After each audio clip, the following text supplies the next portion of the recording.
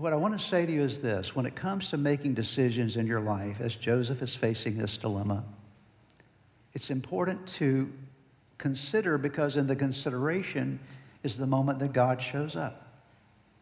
In the moment of stopping and stepping back from the emotions is the moment that God actually steps in and provides guidance for Joseph. And reactions to life are very dangerous.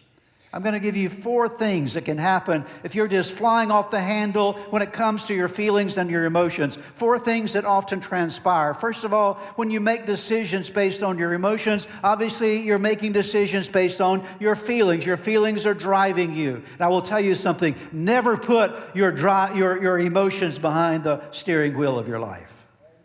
Because your emotions, your feelings, if they're behind the steering wheel of your life, think about where your life would be if you had chosen to live your life based on your feelings all the time.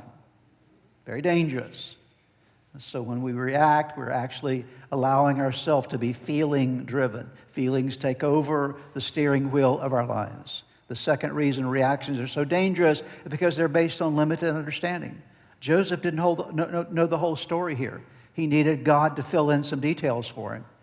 And the same is true for you and me. Often when we react to something, we don't have the full picture, and so we need to give some time so we understand the broader perspective, giving God some time to fill in the details for us. The third reason reactions are so dangerous is because they're too quickly determined to be wise.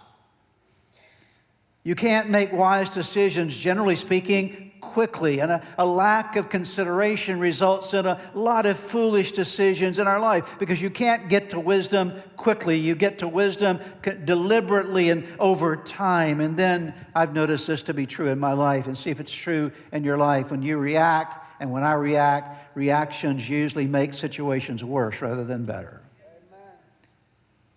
Rarely has a reaction in my life ever made anything better. I've made a lot of things worse by reacting out of emotion instead of responding the way that I should have responded, by taking some time to consider God's will and God's perspective. So the first thing is to understand, and Joseph teaches us this lesson, that when it comes to life circumstances and situations, always make sure that you're living on the respond side, not the reaction side of life.